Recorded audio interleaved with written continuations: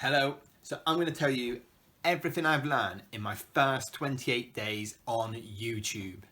Now, in this video, I'm going to talk to you about the good stuff, the bad stuff, and everything in between. And if you're just starting on YouTube, the reason why you should watch this is because hopefully this will be an insight into your future.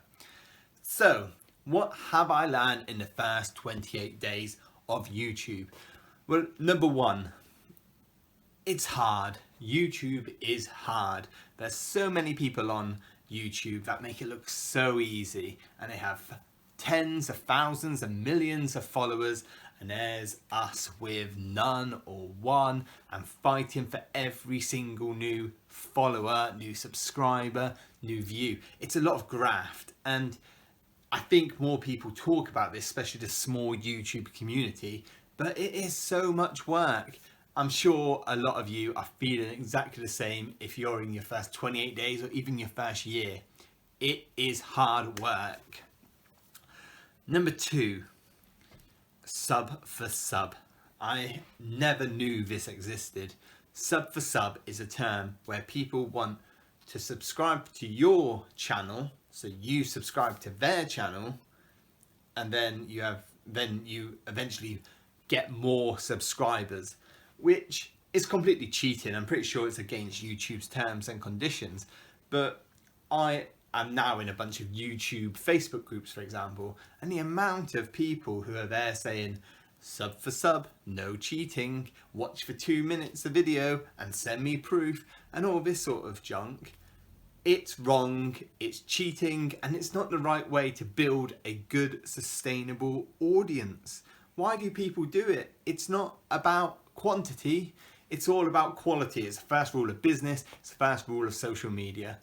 Quality, not quantity, and even I know that, and I'm fighting for every single subscriber.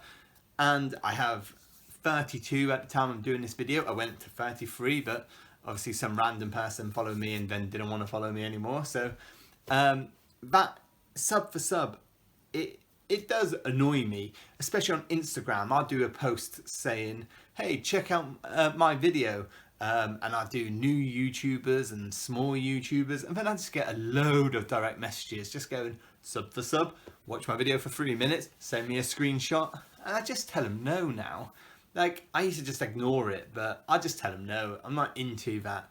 Also, you need to respond to people on stuff like Instagram, YouTube, and Facebook, because you then show up in the algorithm. So if anyone is saying sub for sub, just reply to them, say no, like the message, and at least you're still friends with Instagram.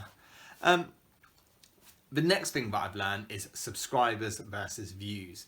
Now, I have seen a lot of people's kind of statistics, a lot of people on these Facebook groups, for example. So to have a look on Facebook at Facebook groups, if you're a new YouTuber, they're very useful. Some aren't, but some very much are. And on some, people have hundreds of followers, and they get them really, I say followers, subscribers, and they get them really quick, but their views don't seem to be there. Whereas in 28 days, I'm on about 15 hours worth of views, but I'm still quite low on my subscribers. So I feel like I'm doing one thing right, but I'm not doing the other thing right. Whereas on Facebook, when people show their statistics, they've got more subscribers and less views. Obviously, there's more to it than that. It doesn't mean that my content is better. It could just mean that some of it's longer or theirs is shorter. But someone's doing something right somewhere. But we've just got to kind of meet in the middle. And talking about kind of content, wow, that is the tricky one. So I've just actually got rid of my first couple videos on Twitter. I put them on on YouTube. I've put them on hidden and private, and I'd love to show them one day, and I will, but they were horrible. I wasn't confident. I didn't know how to speak to the camera. I'm slowly getting there. It was dark. I was using a video camera, which actually this iPhone is better, and I was just talking rubbish. Like, this is kind of talking rubbish, but I was doing a video on how you can improve on Twitter, but I was so wooden, and I was just doing it for the sake of it, because that's what I thought you did on YouTube. And anyway, I'm going to show it one day, but right now it's hidden because I want to look a bit consistent with what I'm doing. So I've been playing around, and one thing I'm trying to learn is about content. My views are everywhere. Like, I haven't even gone above 70 views on a video yet, which I'm okay with. I've just got one that's nearly at 65, and that content is really good. It's 10 minutes long. It's a how-to video, and that seems to work quite well. Then I do another video which I think is excellent, and the views are less. I'm trying to do some stuff with kind of keywords and SEO, and that's a bit of a longer game. So on search, I'm not sure what's going on there, and I won't know for most probably a little while. So a lot of my views are coming from browse feature, which I'm pretty happy with, because it means I've kind of nailed my thumbnails a lot better, but also through kind of advertising on social media and stuff like that.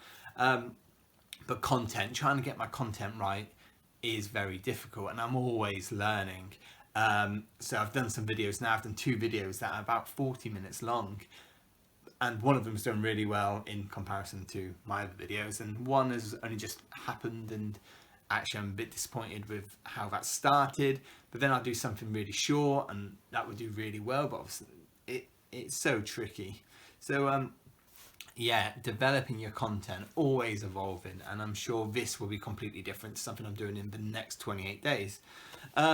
The last thing is, and I mentioned it, is Facebook groups. I think they're so useful.